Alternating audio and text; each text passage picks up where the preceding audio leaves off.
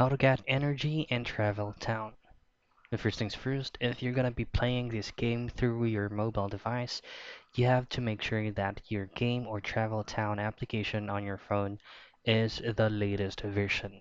Just simply head directly to your Google Play or wherever you have downloaded the app and ensure that the update button is not visible. If it is, just simply click on that and it will automatically do the magic by itself. Now, gaining energy from Travel Town is actually for free.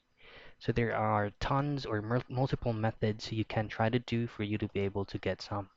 First thing is to participate on the challenges that this game is providing us or any events.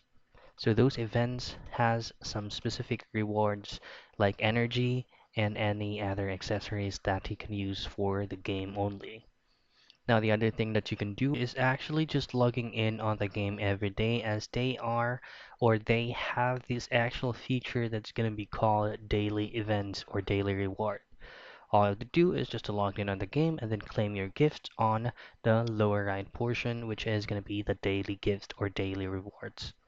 So those are the things that you can do for you to get energy in Travel Town for free.